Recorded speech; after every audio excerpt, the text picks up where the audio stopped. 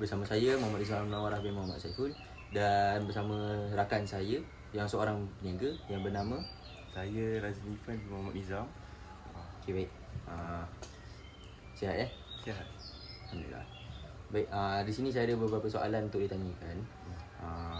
Biasalah macam pertanyaan kepada businessman lah. Okey. Saya nak awak kenalkan kat semua orang.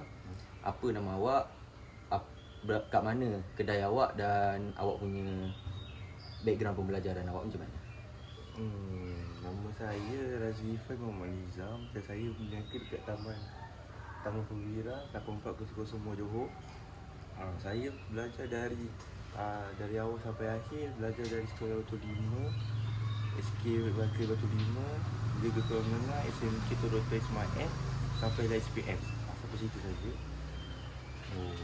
Baik. Jadi sekarang saya ada beberapa soalan. Apa yang awak niagakan dekat sini? Apa yang awak niagakan dekat kedai awak?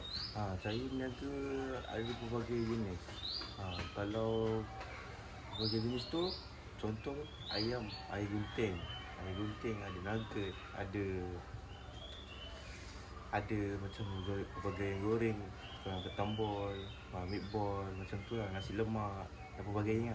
Kalau bahagian sejuk pula, ada ais kepal, ada air gas, macam ada ais blend mojito tu, macam tu.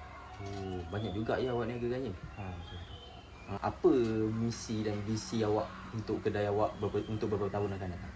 Beberapa tahun akan datang nanti, masa sekarang ni saya niaga gerai kecil-kecilan. Saya harap nanti beberapa tahun nanti yang akan datang, saya punya gerai tu akan jadi rumah kedai. Saya punya impian tu lah. Awak nak expand lah kedai awak. Ya, betul. Macam tu lah.